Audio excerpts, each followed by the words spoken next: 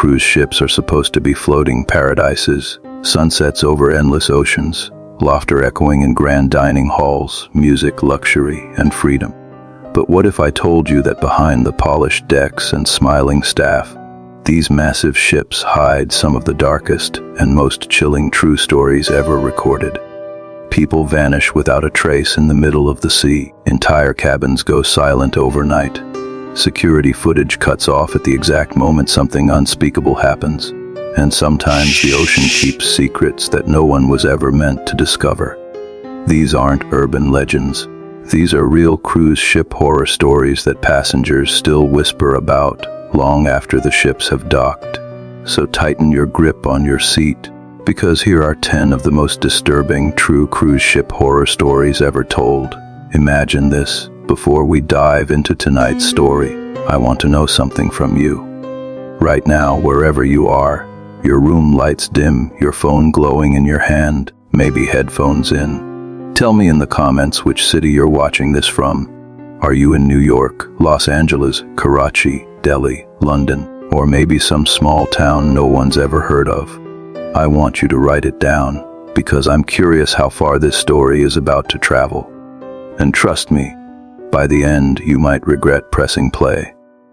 Alright, if you're ready, if you've told me where you're watching from, then sit back, turn the volume up, and don't look away, because now we begin. They say a cruise ship is like a floating city, a perfect illusion of escape where nothing can go wrong, where the ocean is only a backdrop and not a threat. But what if the passenger list, the very thing that confirms who belongs on board, shows a name that should not exist? What if people begin to see a man who never even stepped foot onto the ship, a man whose presence is felt in every hallway, though security insists he isn't real? Tonight, I'm about to tell you one of the most disturbing cruise ship stories ever whispered across the sea. This is the story of the passenger who never boarded. The ship was called the Aurelia, a luxury liner carrying thousands across the Caribbean. The kind of place where laughter floated in the air, where champagne glasses clinked under the stars, and where the midnight buffet distracted everyone from the vast, black ocean stretching endlessly around them. On the second night, the purser's office received a complaint, nothing major at first. A couple in cabin D14 reported that a man had been knocking at their door repeatedly, asking in a frantic whisper if they knew where cabin 7C was. The man described himself as a guest, confused, maybe even drunk. The staff assured the couple that perhaps another passenger had gotten lost. It happened often after a few too many drinks. But when security reviewed the hallway camera, something didn't add up. The footage showed the couple being disturbed, the door handle rattling, the faint knock. The couple's reactions were clear, but there was no one standing outside their door. Just empty hallway carpet. It was dismissed as a glitch in the system, the kind that happens when thousands of hours of video loop over and over. But the couple swore they saw him, and they weren't the only ones. That same night, a stewardess working the night shift reported hearing footsteps following her through deck 5. Every time she turned, she saw a tall man in a dark blue jacket walking quickly, carrying something like a suitcase. But when she reached the stairwell and looked again, the hallway was completely empty. She later described his face as pale, as if he hadn't slept in days, his eyes sunken deep into his skull. She wrote his description down, and security tried to match it against the passenger list. That's when things became chilling. There was a name on the manifest that matched the man's description, a Mr. Alaric Haynes. His luggage had been delivered to cabin 7C earlier that day. Room key confirmed, bags in the room confirmed. But when they reviewed the ship's boarding footage from the port, Alaric Haynes never stepped onto the ship. His boarding pass had been scanned, but his figure never appeared in a single frame of the surveillance. It was as though he had vanished between the dock and the gangway. Cabin 7C became the focus. Security went inside. The bed was neatly made, untouched, the bathroom pristine. But here's where it spiraled into something much darker. On the desk inside the room sat a silver tray, room service, half-eaten fruit, a glass of wine, a receipt signed by Mr. Haynes. The steward who delivered it swore he knocked. The door opened, and a man took the tray without saying a word. That same steward almost fainted when security showed him the footage. The hallway outside 7C never showed anyone answering. The tray simply slid inside as if taken by invisible hands.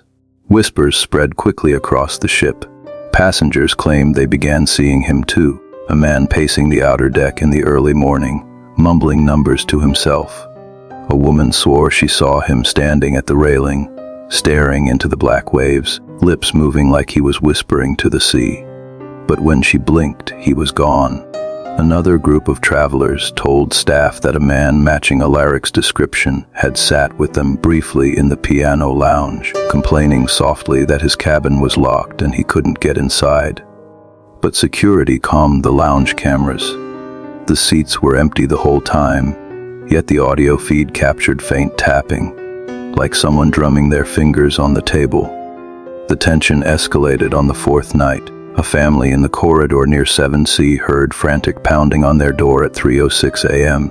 A man's voice pleaded, "Please, let me in. They locked me out. They won't let me stay." The family refused to open it, terrified. They watched the peephole, and yes, they swore on their lives.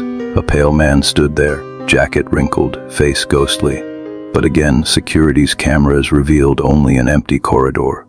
Still in the morning, the family's door bore deep scratches, as if someone had dragged their fingernails against the wood in desperation. Crew tried to keep things quiet, but word spread.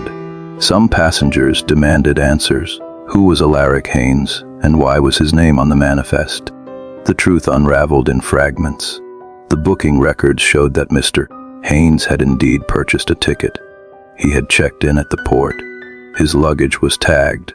But when the cruise line contacted the port authorities, a chilling discovery was made. Alaric Haynes had been declared dead 3 days before the ship even sailed. A car accident, fatal on impact. Yet his name was printed on the passenger list, his boarding pass scanned, his luggage delivered, and passengers claimed to see him wandering the decks night after night. It didn't stop there. The room service bills from 7C kept increasing. More trays, more signed receipts in his name. Food would vanish from the trays before staff could pick them up. One cleaner reported hearing chewing sounds from inside when the room was supposed to be empty. But every time they entered, nothing. Just the faint smell of cigarette smoke and damp salt water. By the 6th night, panic was spreading. A group of passengers confronted the captain, demanding to see the truth for themselves. They insisted on entering cabin 70C. Reluctantly, the captain allowed it. They crowded inside the small, ordinary room. For a moment, it seemed laughable. Just a bed, a bathroom, a desk. But then the lights flickered. The mirror above the desk warped like water. One passenger screamed that she saw a man's reflection standing behind them all, gaunt and hollow-eyed, though the room itself was empty. Another swore she felt a freezing hand grip her shoulder. They rushed out, vowing never to return. Security sealed 7C after that, but that didn't stop the encounters. The knocks continued, soft, relentless, always between 300 and 3:10 a.m. Passengers passing the hallway would hear muffled begging. Some swore they saw the doorknob turn slowly as if someone inside wanted out, and the cameras kept glitching only on that section of Deck 7, static filling the screens at the exact times people reported seeing him. The final night brought the most chilling incident. A young man staying alone reported waking to the sound of someone breathing in his room. When he opened his eyes, there was a figure sitting at the foot of his bed, whispering, "They won't let me leave. Can you open the door for me?" The young man froze, unable to move, until the figure slowly turned its head toward him, revealing hollow black eyes. The man screamed, and when staff arrived minutes later, they found the guest trembling, unable to speak. In the corner of his room sat a damp suitcase tagged with the name Alaric Haynes. No one could explain how it got there. The Aurelia docked the next morning, but some passengers swore they saw him still. A man in a dark jacket wandering the pier, looking confused, asking strangers where Cabin 7C was. The cruise line quietly erased his name from the manifest, denied the rumors, and claimed it was all hysteria. But those who were on that ship know what they saw. His presence wasn't just a story. It was shared by dozens of people who never met each other. And perhaps the most chilling detail, the luggage from Cabin 7C, damp and heavy, was never collected. It sat in the port's storage for weeks untouched. When staff finally opened it, they found only seawater inside. No clothes, no belongings, just the stench of the ocean and a boarding pass that should never have been scanned. To this day, some crew whisper that Alaric Haynes still boards ships that sail through those waters. His name appears on manifests. His luggage mysteriously arrives in cabins, and passengers report a pale man asking where his room is. Maybe he died desperate to reach that ship. Maybe the sea itself claimed him and refuses to let him go. But one thing is certain, if you ever cruise, and someone knocks on your door in the middle of the night, asking for Cabin 7C, do not answer, because you might just let in the passenger who never boarded.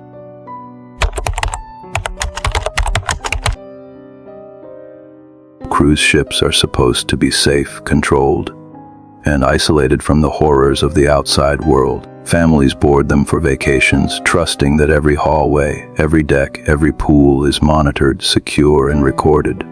Cameras capture every angle, every movement, so that nothing ever goes unnoticed. But what happens when the cameras themselves become witnesses to something impossible? When a recording shows a child who shouldn't exist, and when passengers swear they feel his presence, even though no such child is on board. This is not just a ghost story. This is the nightmare of the vanishing child in the pool.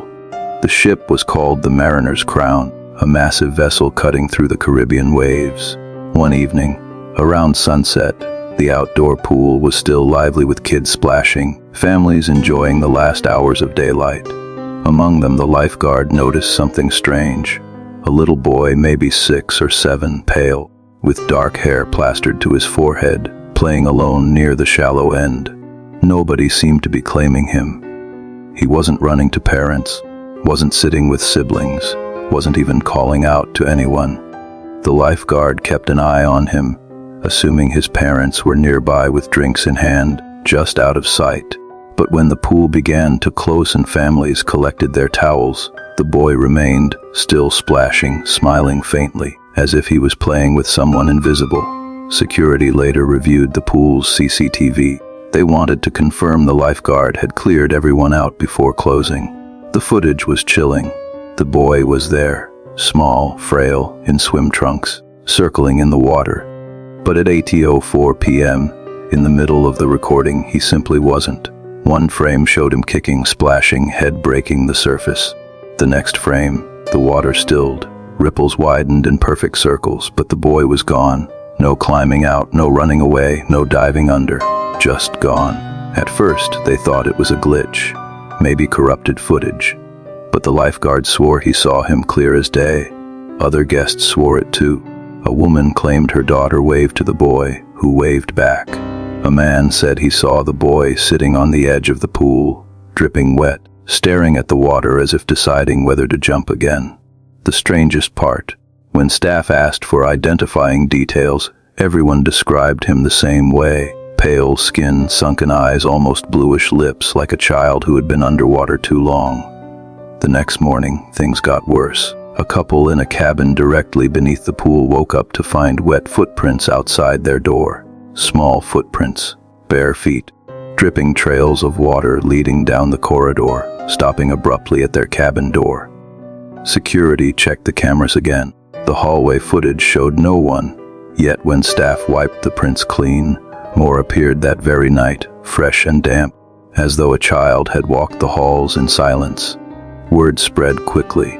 Passengers began whispering about the boy, saying he was looking for someone, that maybe he had drowned on a past voyage. The cruise line's official stance, impossible. They insisted every child was accounted for, every passenger checked and logged. No missing reports, but still the stories grew. A family swore their little girl woke them at 3 a.m. crying that a boy had come into their cabin. She said he stood by the foot of her bed, dripping water onto the carpet, whispering, "Can you help me get back in?" They assumed it was a nightmare until they noticed the carpet was soaked beneath her bed, as though someone had stood there dripping wet. The family demanded to move to another cabin. Crew members began avoiding the pool deck after hours. One bartender admitted he locked up one night and heard the sound of splashing water long after the pool was covered. Another swore he saw small hands press against the foggy glass of the lounge that overlooked the pool, leaving wet streaks even though the deck was closed and locked. By the fourth day, even the captain had been informed. Digging into records, they found something disturbing. 2 years earlier, a boy had drowned in that very pool. His name was Simon, traveling with his parents from New York. He slipped underwater while dozens of guests swam around him. By the time anyone noticed, it was too late. His body was pulled out, but he didn't survive. The pool was drained, sanitized, and the incident was buried under corporate silence. The cruise line never told new passengers. But the boy's ghost, it seemed, had never left. On the fifth night of this voyage, multiple passengers gathered near the pool after hours, curious, half believing the rumors. They watched in silence as ripples appeared across the still water, though no one touched it. A small figure broke the surface. A boy's head, hair slicked back, eyes wide open. Several screamed, some ran, but others stood frozen, unable to look away. The figure swam silently to the shallow end, then simply faded beneath the surface, leaving the water still again. The next morning, staff insisted the pool remained untouched, but the passengers who saw it swore otherwise. The sightings continued. More wet footprints, more whispers of a child knocking at doors, begging to be let in. One steward claimed he heard laughter echoing in the stairwell, high-pitched, playful. But when he followed it, the air grew freezing cold and a puddle appeared at his feet. Another passenger admitted she woke to see the boy crouching in her room, tugging at the straps of her suitcase, as though searching for clothes to wear. She blinked, and he was gone, but her clothes were damp for the rest of the trip. The captain finally ordered the pool to be closed, but that didn't stop him. Passengers continued reporting dreams of drowning, waking in panic, lungs burning, sheets soaked in salt water. Some claimed they saw the boy's reflection in mirrors on board, always dripping wet, always watching, his lips moving like he was whispering words no one could hear. The climax came on the seventh night. A formal dinner was underway, the ship alive with music and laughter. But suddenly, the ballroom lights flickered. A wave of gasps spread as guests looked toward the massive glass windows that overlooked the pool deck.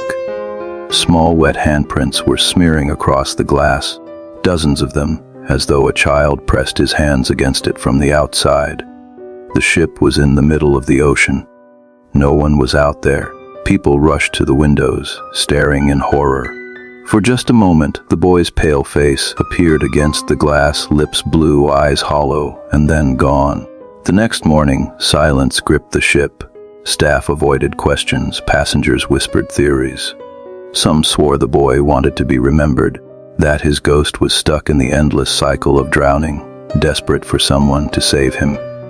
Others believed he was angry, punishing the cruise line for covering up his death. Whatever the truth, one detail chilled everyone who disembarked. When the voyage ended and cabins were cleaned, several were found with wet footprints leading from the bathroom to the bed, though no children had stayed in those rooms. To this day, the mariners crown sails. Families laugh, music plays, pools sparkle under the sun, but security guards know better. Every now and then, a camera flickers, showing a child splashing alone before vanishing mid-frame. Every now and then, a guest complains of wet footprints outside their cabin door. And every now and then, in the dead of night, passengers wake to the sound of a boy's voice whispering, "Please let me back in."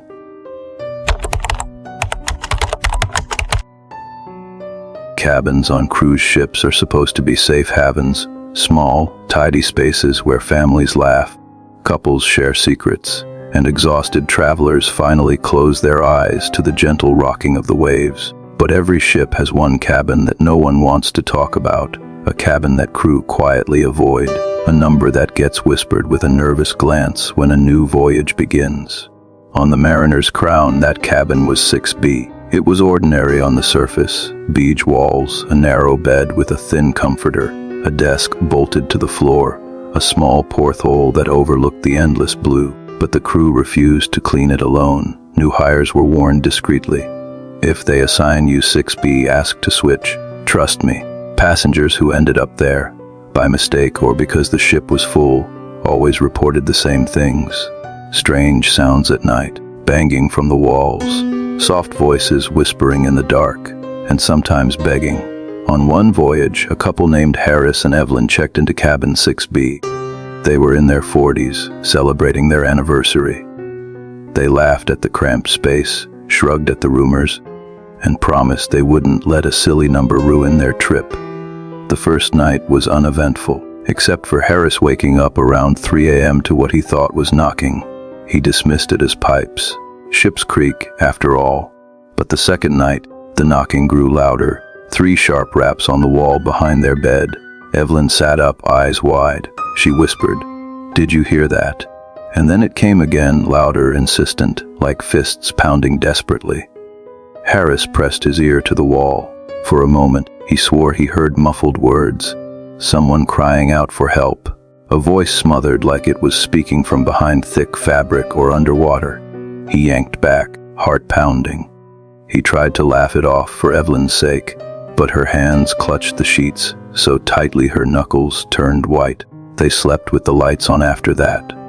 By the third night, the sounds escalated. It wasn't just knocking anymore. The desk chair scraped across the floor, even though neither of them touched it. The bathroom door creaked open and shut repeatedly.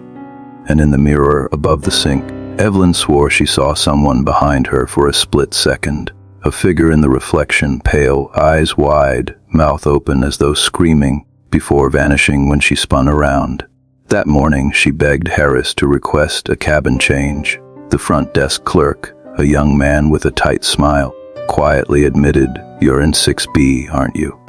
When Harris nodded, the clerk didn't ask questions. He just reassigned them immediately, no fee, no protest. As Harris picked up their new key card, he asked, "What's wrong with that room?" The clerk just said, "Some rooms remember too much." The official records, of course, were spotless. No deaths reported in cabin 6B, no accidents. But the crew had their own stories. An older steward named Mateo finally told one passenger the truth after a few drinks. Over the decades, multiple guests had gone missing from 6B. They'd check in, unpack, enjoy dinner, and then vanish. Their belongings remained, their passports, their clothes, even half-finished drinks on the desk. But the guests themselves, gone. The ship would search, cameras would be reviewed, every hallway combed. But there would be no trace of them stepping out of the cabin. It was as if the room had swallowed them whole. One of the earliest cases dated back to 1978, when a woman traveling alone was last seen heading into 6B. When stewards went to check on her the next day, the bed was made, the lights were off. But the bathroom mirror had been shattered from the inside, as though something tried to claw its way out. She was never found. Another case in 1996 involved a teenage boy on a family trip. He argued with his parents, stormed off, and locked himself in 60B where they had been staying. When security forced the door open after hours of silence, the room was empty. His parents swore he never left, but the cameras outside the hallway showed nothing. The boy's last words, overheard by his sister, still haunt the crew. "There's someone knocking. I think they're inside the walls." The strangest detail is that 6B doesn't even share walls with another cabin. Behind one side is a maintenance shaft. Behind the other is thick steel leading straight to the sea. No one should be knocking. No one should be speaking. And yet every voyage, reports trickle in, thuds in the night, faint cries of "help me," shadows that vanish when the lights turn on. Passengers who ignore the warnings often leave shaken. One woman described feeling hands pressing against her chest as she lay in bed, like someone trying to climb up from beneath the mattress. Another claimed she woke up to find water pooling around her feet, soaking the carpet. The porthole was sealed tight, no leaks anywhere. By morning, the water was gone. The crew themselves avoid entering 6B at night. Cleaning staff work in pairs, never alone. Some claim they've heard breathing directly in their ears while scrubbing the bathroom. Others say the lights flicker violently the moment you step inside. One steward refused to go back after opening the closet and finding scratch marks gouged into the wood. Long, desperate claw marks running deep, as though someone had tried to dig their way out. And the begging. Always the begging. Guests who've stayed there describe it the same way.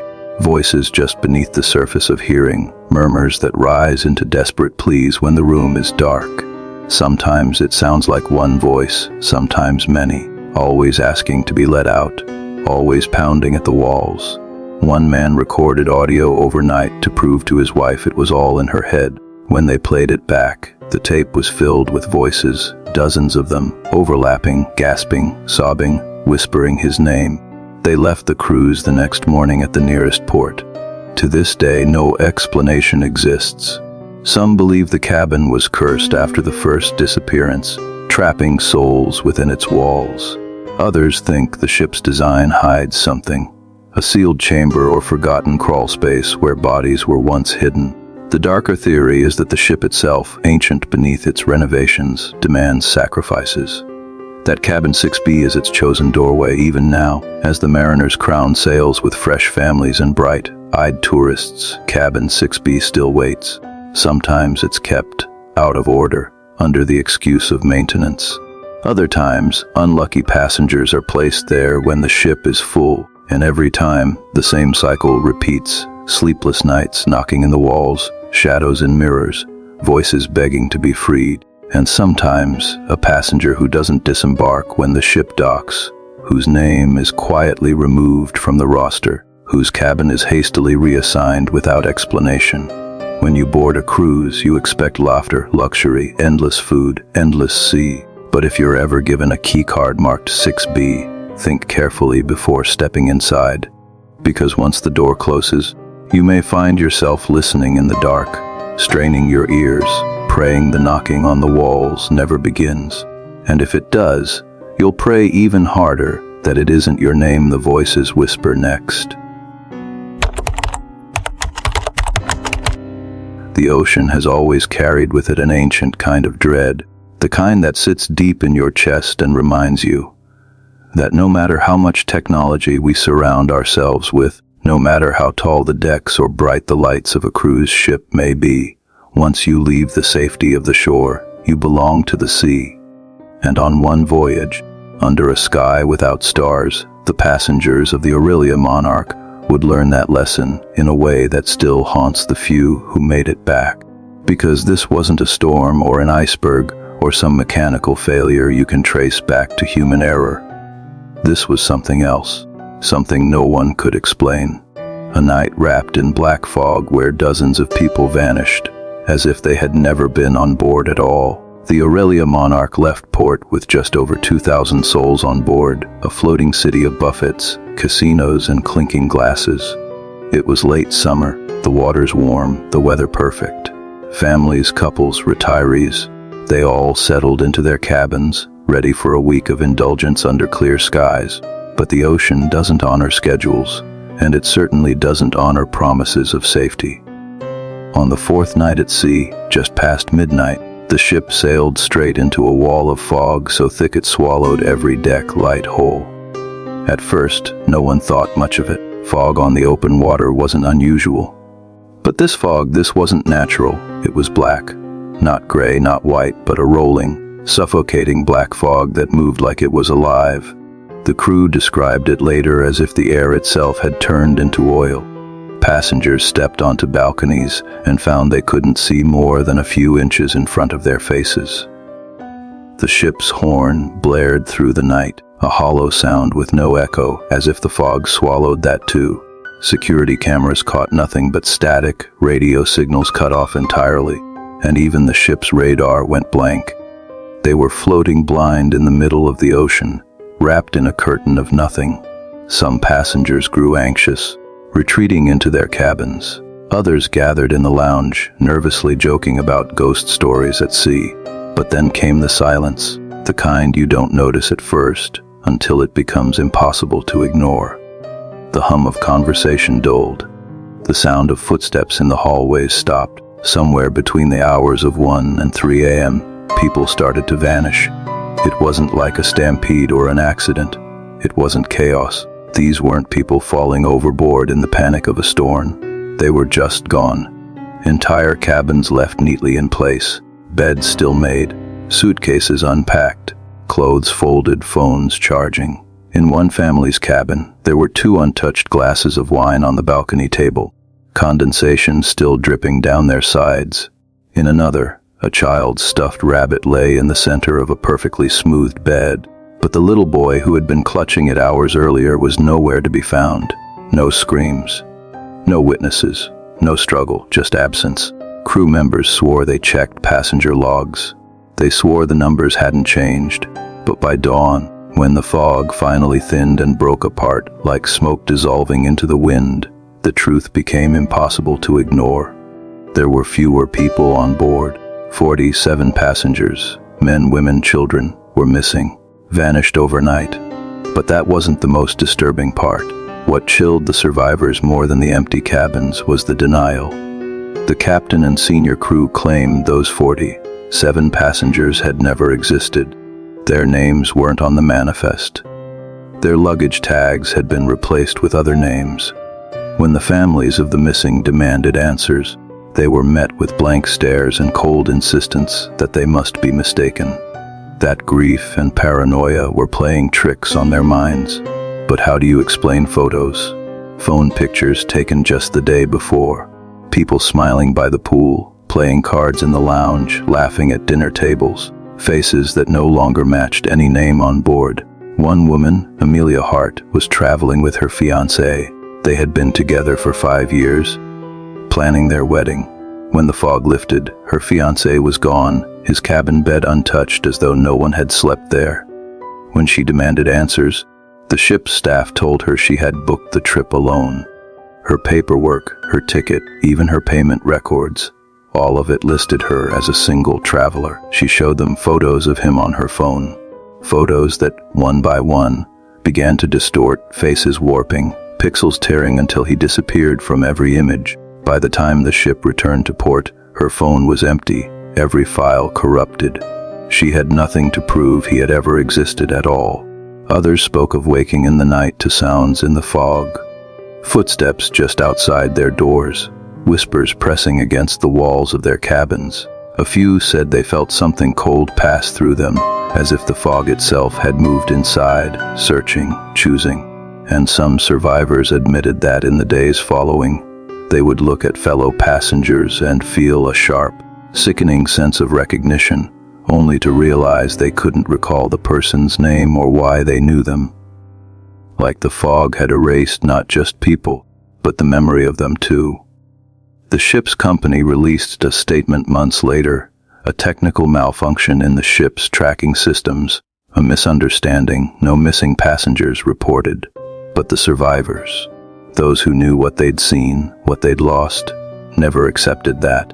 Amelia Hart was found years later, her life a shadow of what it once was, still insisting her fiancé had been taken.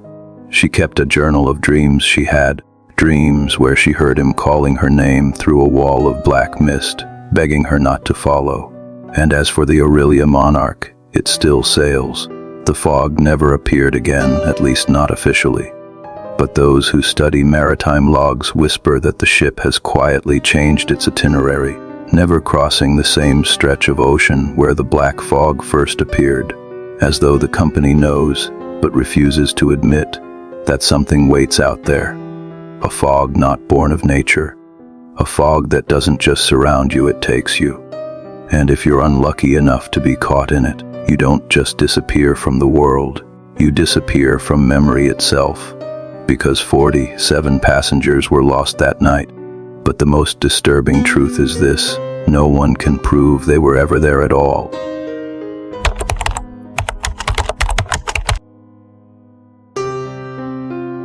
They say cruise ships are supposed to feel safe. Floating hotels with theaters, casinos, pools, all the luxury you could ever want. But safety is an illusion, because once you're out there, surrounded by miles of endless black water, you're in a world where the rules you've lived by don't matter anymore. Out there, strange things happen that never make the news. Things that leave survivors whispering, things the companies cover up with paperwork and payouts. And one of the most disturbing stories ever told comes from a ship called the Helios Dawn, during what was supposed to be nothing more than a routine emergency drill. It began with an empty lifeboat lowered into calm seas. It ended with that lifeboat being pulled back, full of soaking wet, faceless figures that didn't belong on any manifest, and never should have existed at all. The Helios Dawn had set sail from Barcelona, bound for New York, carrying over 3,000 passengers. It was a ship built to impress, a glittering tower of light cutting through the Atlantic night. On its third evening, the captain announced an emergency drill, a standard practice to reassure passengers that in the event of disaster, lifeboats could be deployed swiftly. Crew members filed into place, passengers lined balconies to watch, and an empty lifeboat was lowered toward the dark water. Everything seemed fine. Everything was normal, until it wasn't. The lifeboat hit the water, floating gently in the ship's shadow. Crew members above kept the rope steady, making small adjustments.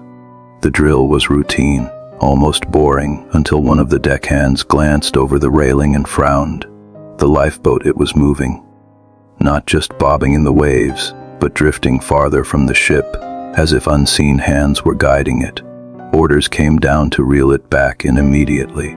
The ropes strained as the crew began the retrieval. But when the lifeboat rose into view, the crowd watching from the decks went silent. It wasn't empty anymore. It was full, packed shoulder to shoulder with dripping, gasping figures. They sat perfectly still, their heads bowed, their clothes soaked through, salt water spilling over the boat's edge. At first glance, it looked like a miracle. Dozens of survivors pulled from the sea, but the silence was wrong. Not a single voice, not a single cry, just the creak of wet wood and the steady sound of water dripping off them onto the deck below. The crew froze, unsure what to do. Some passengers clapped, thinking it was part of the demonstration. But those closest saw the truth first. These weren't passengers. These weren't even people in the ordinary sense. Their skin was pale and swollen, like they'd been underwater for days. Some had hair floating in clumps, still slick as if fresh from the ocean. And their faces were blurred, unrecognizable, features smudged into something unfinished, like water-damaged portraits. The ship's officers tried to maintain control, ordering the figures to stand. To speak, none obeyed. They just sat there, dripping, heads bowed. When crew members approached, the figures raised their heads in unison. What stared back was not human. Empty sockets where eyes should be. Mouths frozen in slack, drowned expressions. And then, as if some signal passed among them, they all exhaled at once. Water pouring from their lips, hitting the deck in streams that snaked toward the crew's feet. The stench of rot filled the air. Panic erupted. Passengers screamed, some fleeing below decks. Crew scrambled to secure the lifeboat to cut it free. Anything to put distance between the ship and whatever had been pulled aboard. But when an officer grabbed the rope with a knife, one of the drowned figures turned its head and locked onto him. He staggered back as if the empty sockets had dragged something out of him. His strength, his will. Witnesses swore his skin went pale in seconds. He collapsed where he stood, and when others rushed to him, he was already cold, already gone. The lifeboat was finally released, crashing back into the black water. For a moment, it floated away, the drowned passengers inside unmoving. But then it began to sink, vanishing beneath the waves without a trace. The surface smoothed over, calm again, as though nothing had happened. But the fear didn't vanish. It spread through the ship like a sickness. The official report given to passengers claimed it had been a failed drill, a faulty winch, a lifeboat lowered and cut loose for safety reasons. That was the explanation. But survivors told a different story when they returned home, one the company tried hard to silence. Some spoke of hearing knocks on their cabin doors late at night after the incident. Slow, deliberate knocks, always 3 in a row. When opened, the hallway was empty, but wet footprints stretched across the carpet, fading as they went. Others swore they woke to dripping sounds inside their rooms, only to find puddles of salt water beneath their beds. And there was something else. In the ship's records, there were entries that didn't make sense. The lifeboat that had been lowered, Lifeboat 7, was logged as having been used once before. The date listed April 1912. That couldn't be possible. The Helios Dawn had been built decades later. Yet there it was, written in faded ink, recovered Lifeboat 7, occupants, deceased. Maritime historians who later studied the case claimed the note bore an uncanny resemblance to records from the Titanic disaster. But how could a lifeboat from 1912 find its way onto a modern ship? No one had an answer. What is known as this after the voyage? Lifeboat 7 was quietly removed from the Helios Dawn and replaced without explanation. The ship still sails today, and most passengers have no idea what happened on that long ago night. But the crew remembers. Some refuse to serve during lifeboat drills, whispering that if you lower an empty boat into the Atlantic, there's always a chance it won't come back empty. It might come back carrying those who never made it to safety, those who drowned in the dark more than a century ago. The ocean doesn't forget, and sometimes, when the ropes pull tight and the boat rises dripping from the water, it doesn't just bring up wood and rope. It brings up the past. The drowned don't want rescue. They want return. They want company. And if you ever find yourself watching a lifeboat being lowered into the black Atlantic night, pray it comes back the way it left. Because once it returns full, nothing will save you from being counted among them.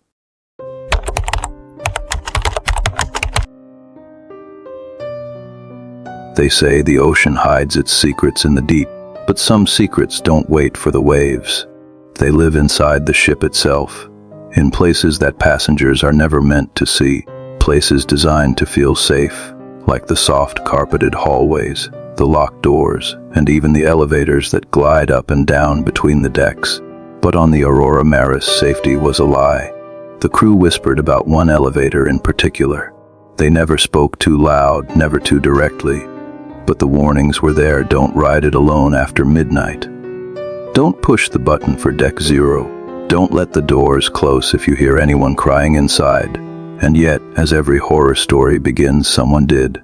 Her name was Kalina Vera, and she vanished in the blink of an eye inside an elevator that, according to the ship's blueprints, didn't even exist. Kalina wasn't the type to chase ghost stories. She was a traveler, young but serious. The kind of person who rolled her eyes at myths about haunted cabins or cursed ports. She boarded the Aurora Maris with nothing but a suitcase, a journal, and her promise to herself that she'd finally relax after years of non-stop work. For 3 days, everything went smoothly. Cocktails by the pool, the glitter of the casino, sunrises on the deck. But on the 4th night, when the ship rocked gently under a blanket of stars, Kalina pressed the elevator button near the ballroom to return to her cabin. The security footage shows it clearly. She steps inside, alone, holding her sandals in one hand, hair falling across her face from the sea breeze. The doors close. The camera outside waits for them to open again. They never do. Kalina Vera was never seen walking out, never scanned her key card, never returned to her room. It was as if the elevator swallowed her whole. The crew logged her disappearance as unexplained, but passengers that night said otherwise. Around 2 a.m., several guests reported hearing a woman screaming inside that same elevator shaft. One described it as muffled but rising in panic, echoing through the walls like someone trapped in a metal box far below. The crew dismissed it, saying someone had likely mistaken the sound of machinery for a scream. But when maintenance opened the doors to check, the elevator was empty, parked neatly at deck 7 with no signs of malfunction. No Kalina, no evidence at all. Here's where the story should have ended, quietly buried like so many others. But a week later, another passenger, A man named Rodrigo Haldon made a mistake. He boarded the same elevator. Drunk after a night at the ship's bar, he was seen stepping inside, swaying slightly, pressing the panel of buttons. The elevator doors closed, and once again, they didn't open where they should. When security pulled footage, something was wrong. The panel inside the elevator glowed with a number that didn't exist. Deck 0. There is no Deck 0. Not on the Aurora Maris. Not on any ship. Blueprints show nothing beneath Deck 1 except machinery, ballast tanks, and water. Yet the recording is clear. Rodrigo's finger pressing a button at the bottom of the panel. A button that shouldn't exist. Moments later, the feed cut to static. By the time the camera came back, the elevator was empty again. Rodrigo Haldon had vanished like Kalina before him. Whispers tore through the ship. Guests avoided the elevators entirely, preferring to climb flights of stairs rather than risk being trapped. Crew members, those who had served on the Aurora Maris longest, admitted that Deck Zoo was something passengers weren't supposed to know about. An accident of design, they said. A floor sealed off since the ship's earliest voyages, a place that wasn't on any map. Some called it a forgotten cargo hold. Others claimed it was a sealed morgue from the ship's construction days, when workers had died welding steel deep in the hull. But the most disturbing rumor was simpler, darker, that Deck 0 wasn't part of the ship at all, that it was somewhere else. Somewhere the ocean wanted to take you, a steward, speaking only after he'd finished his contract and sworn never to work at sea again, revealed what happened when the crew investigated. After Rodrigo's disappearance, engineers were ordered to check the elevator shaft. They rode the service elevator down to the lowest deck, opened the access hatch, and shone lights inside. What they saw wasn't machinery. It wasn't the bottom of the shaft. Instead, the elevator tracks descended into pitch black water, like the shaft itself pierced straight through the ship's hull and into the Atlantic. No rivets, no steel, just a gaping drop into a black ocean that shouldn't have been there. One man leaned too far, trying to understand. The others grabbed him before he fell, but when they pulled him back, his face was pale, lips trembling. He swore he saw pale hands reaching up from the dark water, dozens of them, clutching at the metal, climbing toward the light. He left the ship at the next port and never came back. His statement was buried in the company's archives, but passengers kept disappearing.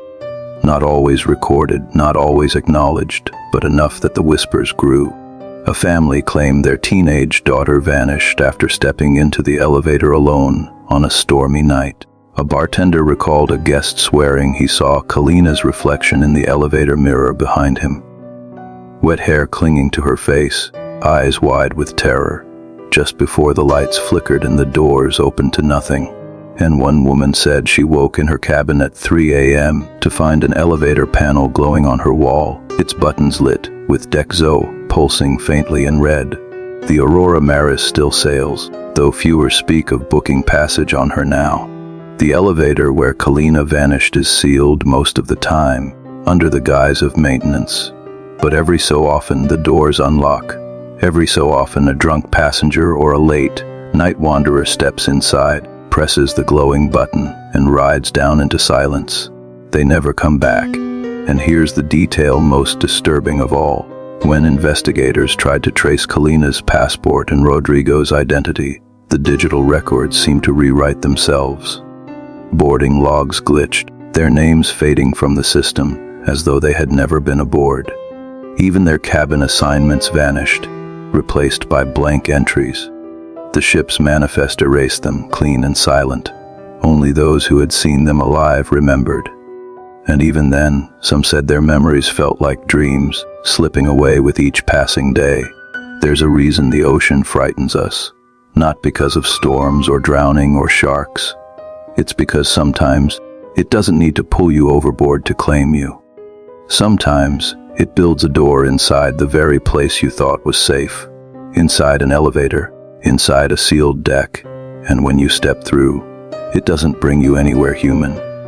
It brings you down into that endless black water where faceless figures scream and knock against the metal walls, begging to be let out. And if you ever sail on the Aurora Maris, and you see the elevator doors slide open to reveal nothing but shadows, remember this: never step inside if the panel glows with a number that doesn't exist. Never press deck 0, because once the doors close, the ocean has you, and nothing on this earth will bring you back. The strangest thing about the sea is not the waves, not the silence, not even the endless blackness at night. It's the way it seems to keep its own record of the people who travel across it. Every ship carries a manifest, a simple list of names and cabin numbers, just paper and ink, nothing more. But sometimes that list knows things before anyone else does. Sometimes it updates itself. That was what a woman named Claire discovered on a luxury cruise, meant to celebrate her 30th birthday. She had saved for years to book this one voyage across the Atlantic, London to New York, a classic route, the kind of trip people brag about later. She wasn't traveling alone. Her fiancé, Mark, had come with her, and together they promised each other this trip would be a fresh start before marriage. They checked in, handed their passports over, and when the boarding officer glanced at his clipboard, Claire thought she saw a flicker of hesitation cross his face. He stamped their passes, handed them keys, and wished them a pleasant voyage. Nothing strange, not yet. The ship itself was magnificent. Glass chandeliers, gold railings, polished floors that reflected the ceiling lights like water. Every passenger seemed dressed to impress, as if the cruise was more than a vacation, more like a performance. That first evening, they dined, drank, laughed, and afterward explored the decks. That's when Claire noticed the board, a glass-covered frame mounted in the hallway near the captain's office. Inside was a sheet of paper, typed neatly with columns: cabin number, passenger name, status. She didn't think much of it. Everyone's status, of course. Read, on board. She even joked to Mark that it was like a school roll call for adults. The next morning, she passed it again and froze. A single word had changed. Next to cabin 312, the status no longer read on board. It read deceased. She stared at it, heart thumping. Someone had died. On the very first night, she whispered it to Mark, who looked skeptical.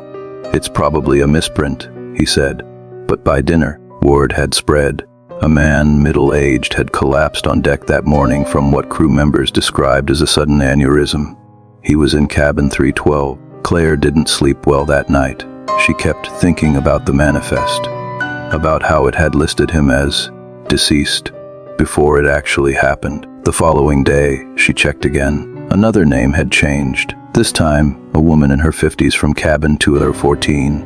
Status deceased. Claire's stomach sank. She searched for the woman at breakfast, scanning faces, but saw nothing. By mid-afternoon, the announcement came: medical emergency, 1 passenger lost. Same cabin, same name. By now, Claire was certain the list wasn't just a list, it was a warning. But when she tried to tell Mark, he grew irritated. "You're stressing yourself out for no reason," he said. "These ships are full of older people. Heart attacks happen. Stop looking at the damn board." She tried. She really did. But the board seemed to call to her every time she passed it. The paper was always clean, freshly typed, as if replaced overnight. And every morning, a new name appeared in that final column. By the 4th day, she avoided the area altogether. She didn't want to know. But avoidance didn't save her. Because that night, as they walked back to their cabin after a show, Claire glanced sideways and saw it. Her own name, cabin 428, passenger Claire Evans, status deceased. The blood drained from her body. She grabbed Mark's arm so hard he yelped. She pointed at the board, at the words stamped there in crisp black ink. But when he looked, he frowned. "Claire, it just says on board. Are you okay?" She shoved him closer, nearly pressing his face to the glass. "No! Look, right there." But Mark's expression didn't change. He only saw on board. To him, the list was normal. To her, it was a death sentence. The rest of the night, she paced their cabin, chain, smoking on the balcony, though she hadn't touched a cigarette in years. She swore she wouldn't leave the room. She would lock herself inside until the cruise ended. But the sea doesn't care about locked doors. Around 3 in the morning, Mark woke to find her gone. He searched the bathroom, the hallway, the deck. Nothing. It was as if the ocean had swallowed her whole. By sunrise, the announcement came. We regret to inform you that one passenger has been lost overboard during the night. The official report claimed she had slipped, maybe gone for a late night walk and leaned too far over the railing. They called it a tragic accident. But Mark never believed it. He remembered the terror in her eyes when she pointed at that manifest. He remembered how insistent she had been. After disembarking in New York, he demanded to see the Cruse records. The company resisted at first, but grief has a way of breaking doors. Finally, an officer slid the manifest across the desk. There it was, cabin 428, passenger Claire Evans, status deceased. And yet in the column, faintly erased beneath the word, there was something else. A shadow of letters. As if the typewriter had struck twice, first spelling on board, then striking again harder to overwrite it. He leaned closer and realized the list had not only predicted her death, it had chosen it. Mark began drinking heavily after that. He swore the ship was cursed. He told anyone who would listen that the manifest wasn't made by human hands, that it was the sea itself keeping track, writing ahead of time who it wanted. Over the years, whispers spread among crew members. Some claimed they had seen their own names once, faintly, before being erased the next day, as if the sea had changed its mind. Others said the manifest only ever added names of those who tried to resist the voyage, those who didn't belong. There was one detail that Mark never shared publicly, though. The very last thing Claire said to him, hours before she vanished. She whispered, trembling, "It doesn't just say I'm deceased. Look closer." But he hadn't, too afraid of her panic. Only later did he finally remember and force himself to stare at that column again. Because after the word, deceased, there was something else typed in the margin. Something almost hidden in the crease of the paper. A single word in all capitals. Return. No one ever explained what that meant. But Mark swore for the rest of his life that sometimes, in crowded places, he caught a glimpse of her. Not alive, not whole, just watching, as if still on the passenger list of a ship that sails forever, somewhere out at sea. They called it a tradition, though no one could ever explain where it started. On certain cruise ships, if a passenger was fated to die, the sign would appear before anyone else knew it. A wreath, jet black, made of flowers no one could name, petals that seemed to drink in the hallway light, as if they'd grown at the bottom of the ocean itself. No announcement, no warning, just the wreath quietly placed on the door of a cabin. And within 24 hours, the passenger behind that door was gone. It happened silently, without fail. Some said it was a ritual the crew performed, an old sailor's superstition to prepare the soul. But the crew swore again and again, why never put them there? For James and his wife Evelyn, this cruise was supposed to be a rebirth. Their marriage had been strained, cracked by arguments and years of unspoken resentment. Evelyn hoped the sea air and distance from daily life would heal them. James just wanted distraction, buffets, drinks, the kind of entertainment that makes you forget how empty the days have become. The ship was massive, a floating city lit up against the endless black of the Atlantic. On their first night, they dressed for dinner, Evelyn in a silk gown, James in the suit she'd begged him to pack. For the first time in months, they even laughed together. It almost felt normal again. That illusion shattered the next morning. James stepped into the hallway to fetch coffee when he noticed the cabin 2 doors down. Hanging from the handle was a wreath. Its petals were deep, impossible black, yet glistened as though wet. Around its center coiled a ribbon the color of dried blood. He thought it was some morbid joke until Evelyn came up behind him, gasped, and whispered, "Don't touch it." He asked why. She shook her head and said, "My grandmother told me about this. The floating funeral." She wouldn't explain more, just tugged him away as if even looking too long might draw bad luck. By lunchtime, rumors had already spread. The wreath belonged to cabin 227. a man in his 70s traveling alone. He'd been cheerful at breakfast, chatting with waiters, healthy enough to plan a shore excursion. But by nightfall, he was dead. A stroke, they said. Quick, no chance to save him. And the wreath, it was gone by the time the medical staff arrived. Almost like it had never been there at all. James wanted to dismiss it as coincidence, but he couldn't shake the unease in Evelyn's eyes. She clutched his hand tighter than she had in years, whispering that she didn't want to walk the hallways alone. The next night, another wreath appeared, this time on cabin 310. A young woman, barely 20, traveling with her parents. She screamed when she found it. They tore it down, hurled it into the trash. But hours later, when the family returned from dinner, the wreath was back, hung carefully on their handle, dripping seawater across the carpet. By dawn, she was gone too. Thrown overboard during a midnight stroll, they claimed. The ship searched for hours, but the sea kept her.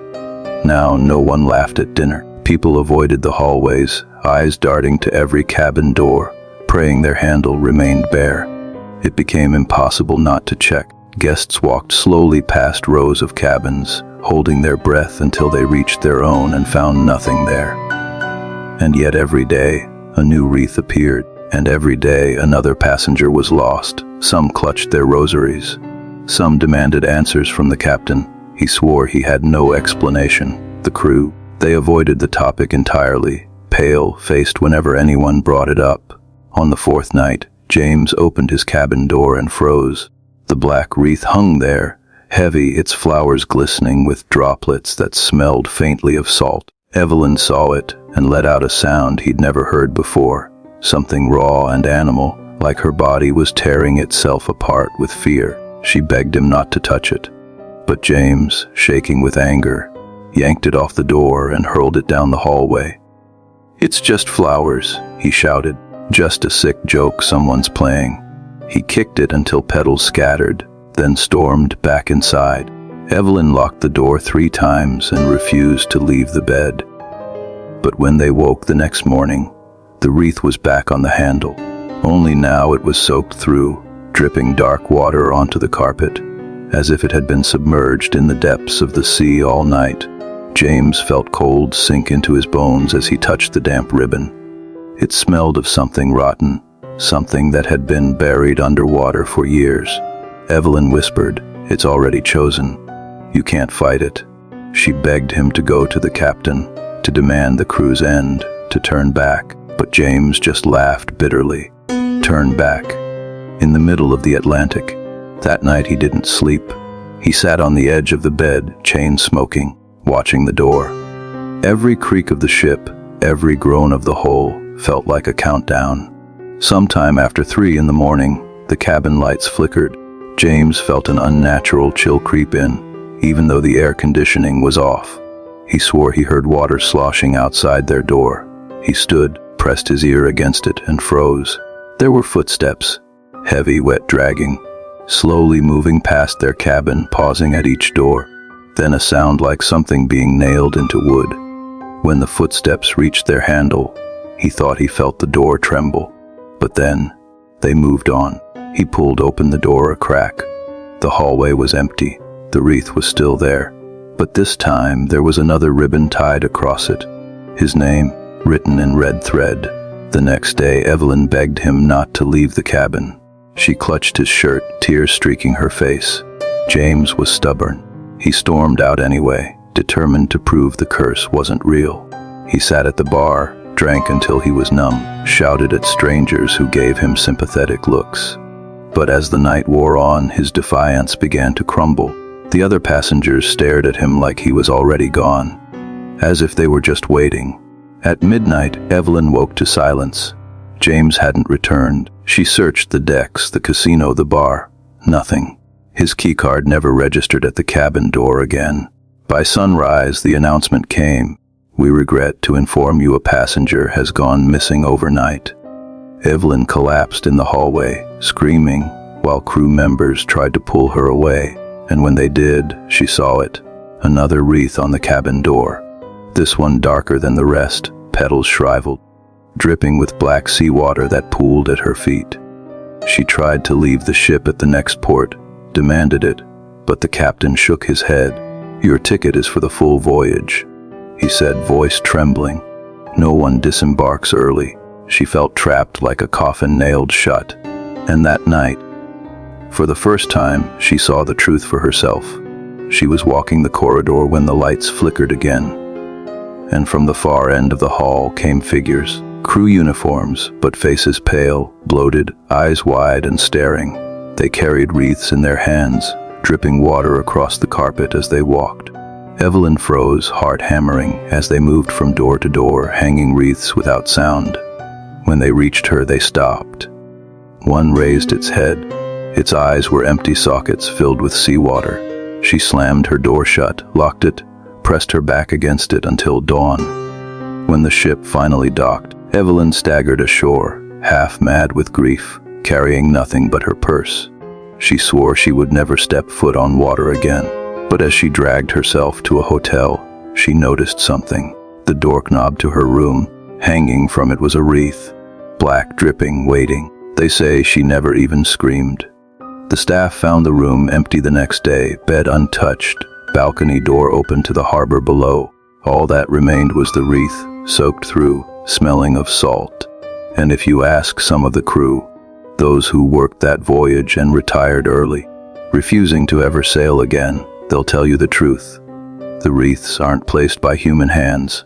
They're offerings, promises, a funeral gift carried up from the sea itself. A reminder that the ocean does not forget, and it always takes what it marks. And sometimes, late at night, if you walk the decks alone, you can hear the footsteps slow, heavy, wet, moving door to door, pausing, deciding. And if you're unlucky, when you return to your cabin, you'll find it waiting for you. A wreath, black as the abyss, dripping seawater, a ribbon with your name woven through. You'll want to tear it down, burn it, scream at the crew. But nothing will save you, because the sea already wrote your name, and once it does, your funeral has already begun. There's a reason the crew tells you never to wander the ship's dining room after midnight. They smile when they say it, brush it off as a joke, but their eyes betray something else. A warning. Like they're not supposed to speak about it, but they desperately want you to listen. Most passengers laugh, assuming it's just a ploy to keep drunks from raiding the buffets. But some take it seriously, and those are the ones who survive. On the 5th night of the voyage, curiosity got the better of two friends, Miles and Corin. Both were 28, restless, riding the cruise, because Corin's parents had gifted the tickets. They'd grown up together in a small town where nothing ever happened, and the lure of mystery always pulled them toward trouble. So when the bartender muttered about the midnight diners and quickly changed the subject, Miles leaned in with his sly grin. "We have to see this," he whispered. Corin, the more cautious one, hesitated, but the look in Miles's eyes was the same look he'd seen 1,000 times. The look that always dragged him into something dangerous. And so, close to midnight, they slipped from their cabin and made their way down the hushed corridors. The ship had an entirely different personality at night. The music stopped, the laughter died, even the endless thrum of the engines seemed muted, as if the sea itself were holding its breath. The halls were empty, the lights dimmed to a sickly yellow glow. Every closed cabin door they passed felt like an eye squeezed shut, pretending not to see what they were about to do. The closer they got to the dining hall, the more Corin noticed something strange. The air smelled faintly of salt and iron. Not food, not cleaning supplies. Something older, heavier, that clung to his lungs. They reached the wide double doors of the dining room. Locked, of course. A gold chain twisted across the handles, a little, closed, sign dangling on the latch. But Miles smirked and pulled a thin pocket knife from his pocket, the kind he carried everywhere. With a little pressure, the chain slipped loose. The doors groaned as they pushed them open. Corin felt the weight of the sound echo across the hall, like the whole ship was listening. The dining room inside was dim, lit only by the emergency strips along the floor. It looked abandoned, tables set for breakfast, but empty, silverware gleaming faintly in the low light. Miles strolled in first, whispering, "See, nothing here. Just a big empty." He froze. Corin followed his gaze and his stomach dropped. The far side of the hall wasn't empty. Every chair was filled.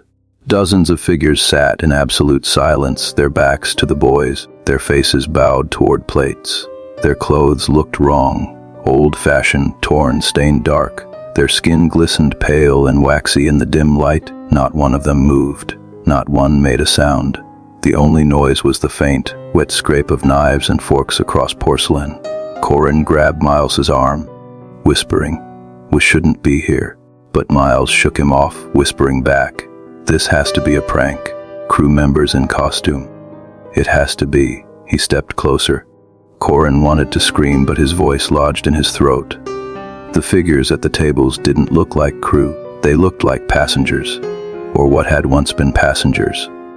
The air grew colder the farther they walked. Corin's breath fogged in front of his face. He noticed water dripping from some of the figures, pooling at their feet. Salt water. The stench of brine and rot filled his nose. Then, one of the diners turned its head, slowly, too slowly, until its neck seemed to crack.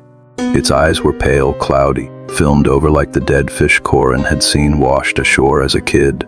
And yet, the thing smiled, a wide, lipless stretch that revealed blackened gums. Miles stumbled back, muttering, "Jesus Christ." The smile spread down the table, each diner turning in sequence, faces pale, hair hanging wet, smiles widening. Their jaws moved as though chewing, but Corin realized with horror their plates were filled not with food, but with gray, waterlogged chunks of flesh. Some looked like hands, some like faces. Then the lights flickered, just once, but it was enough. The entire room went black for half a second. When the lights returned, the diners were gone. Every chair empty. The tables still held the half-eaten plates, utensils still wet, water dripping across the cloths. But the figures themselves had vanished, leaving only the cold stench behind. Miles whispered, "We have to go. Now." They turned, bolting for the doors. But the doors were no longer where they had entered. Instead, the dining hall stretched on, longer than before, tables extending into impossible distance. The floor tilted slightly under their feet, the sensation of being on water far sharper than anywhere else on the ship. Corin looked back and nearly collapsed. The diners were back, standing this time, all of them, at the far end of the hall, shoulder to shoulder, watching silently. Their eyes glowed faintly in the dim light, and when the lights flickered again, they were closer. Miles screamed and grabbed Corin's arm, yanking him between tables. They ran, weaving between chairs, kicking over plates. The figures didn't make a sound, but every time the lights blinked, they were closer, appearing at the edges of vision, their smiles widening, hands dripping black water that left stains on the floor. Corin tripped over a chair, and as he scrambled to his feet, he felt cold fingers brush his ankle. He kicked hard, gasping, and kept running. Finally, in the distance, the double doors appeared again. Miles slammed into them first, shoving them open with a desperate scream. They tumbled into the hallway, panting, dripping sweat.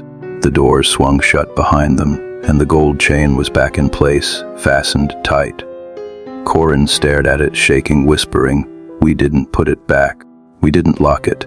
But it was sealed, as if it had never been opened at all. They didn't sleep that night. They barely spoke. Miles laughed nervously, insisting it had to be a nightmare, some hallucination from too much alcohol. Corin didn't believe that for a second. The memory of those eyes, those smiles, the smell of salt and decay, it clung to him like a curse. The next morning at breakfast, the dining hall was cheerful again. Families ate pancakes. Kids laughed, waiters moved swiftly between tables. Everything normal. But when Corin bit into his toast, he gagged. Because the smell was back, that same faint reek of seawater and rot. He glanced around. None of the other passengers seemed to notice, except one, an old woman sitting across the hall, staring straight at him. She raised her hand slowly, deliberately, and pressed one finger to her lips. A silent command, "Don't speak." That night, Corin woke to find Miles's bed empty. His friend's shoes were gone, his jacket too. Panicked, Corin ran through the corridors, down to the dining room. The doors were open this time. No chain, no lock, and from inside came the faint scrape of knives and forks, and the low sound of dozens of people chewing. He screamed Miles's name. No answer. Just the sound of laughter, wet, gurgling laughter, from deep within the hall. They never found Miles. The official report said he fell overboard, lost to the sea. Corin knew better. He'd seen the truth. His friend hadn't fallen. He'd sat down. He'd taken a place among the diners. And if you're ever on a cruise, if you ever find yourself wandering late at night, remember this: never step into the dining room after midnight. Because the seats aren't empty. They're waiting. And if you take even one step inside, you might just find there's already a plate set for you. At 3:06 in the morning, when most of the passengers had long since drifted into the uneasy rhythm of sleep that only a rocking ship in the middle of the ocean can bring, the intercom system crackled to life. The sound cut sharply through the silence of the endless waters, breaking whatever fragile dream people were clinging to. At first, everyone thought it was a mistake, a crew member accidentally pressing the wrong button, or perhaps a storm alert. But there was no storm. The sea was calm, the sky empty, and the ship floating in a silence so deep you could almost hear your own heartbeat in your ears. The voice that came next, however, was not familiar. It wasn't the captain. It wasn't an officer. It wasn't even in a language anyone could place. It rolled through the ship like a command wrapped in static, a low and guttural speech that felt less spoken and more like a vibration inside the skull. Those awake described it as if the voice had climbed inside their heads, pressing down on them with an authority that couldn't be ignored. Some passengers sat upright in bed with wide eyes, swearing that they understood the words. Even if they couldn't repeat them later, they described the order as clear and undeniable: go to the deck. Cabin doors clicked open in near unison.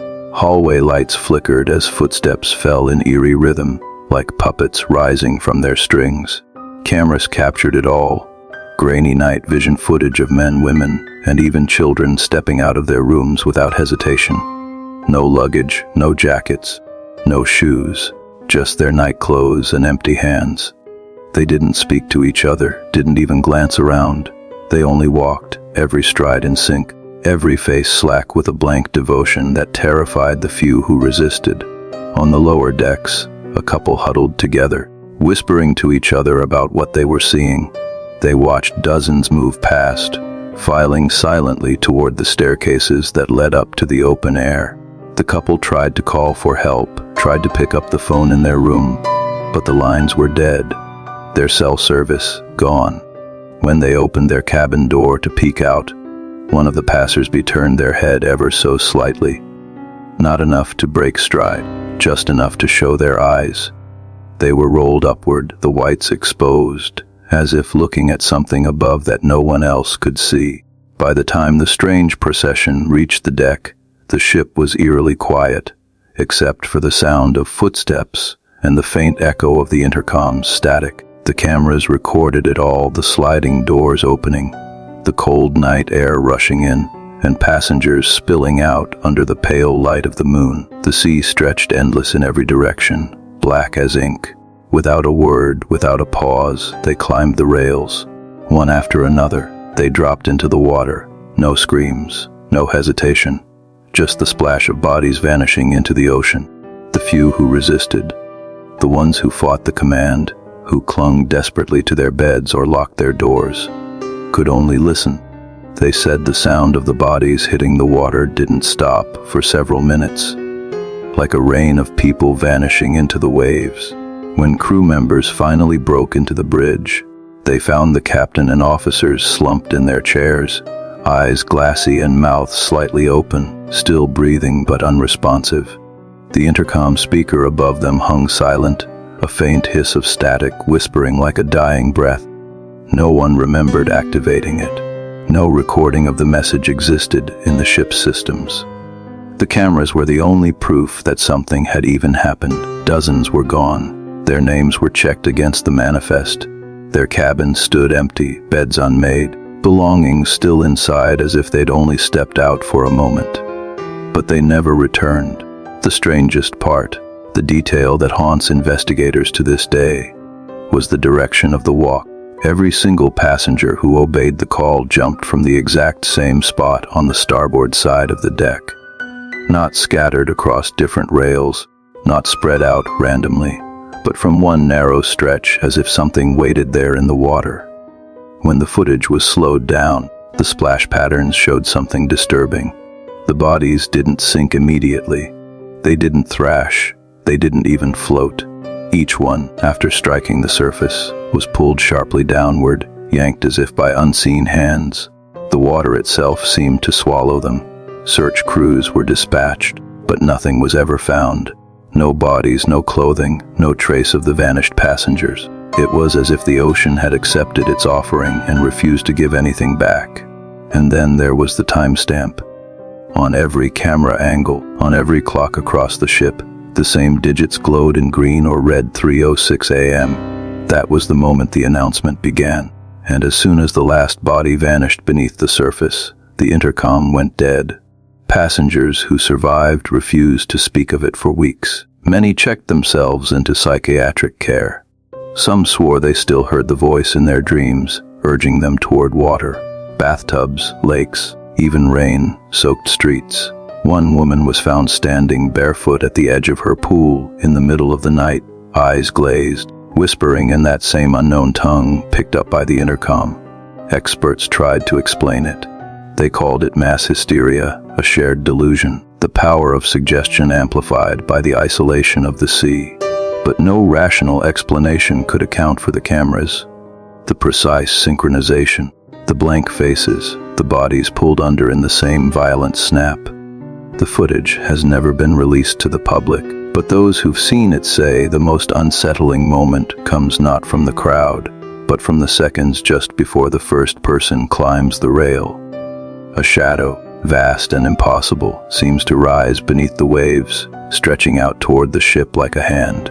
The water bulges unnaturally, almost welcoming, and in the moonlight, for a heartbeat, you can see something watching, a shape with no name, staring up from the black. That ship was quietly retired from service.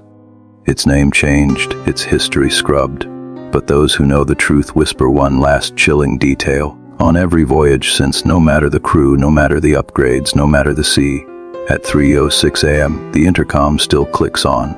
No voice, no command, just a single burst of static, like a breath waiting to finish its sentence. And every time it happens, the ship's passengers shiver, staring at the doors, wondering if tonight will be the night the ocean calls them to. If you made it this far, you're definitely someone who loves dark, disturbing true horror. So here's the deal. Don't just disappear like the passengers in these stories. Smash that subscribe button, tap the bell icon so you never miss the next chilling upload, and drop a comment telling me which story creeped you out the most. And if you're brave enough, share this video with a friend, just to see if they can handle it. Because the ocean isn't the only thing keeping secrets. This channel has plenty more horrors waiting for you.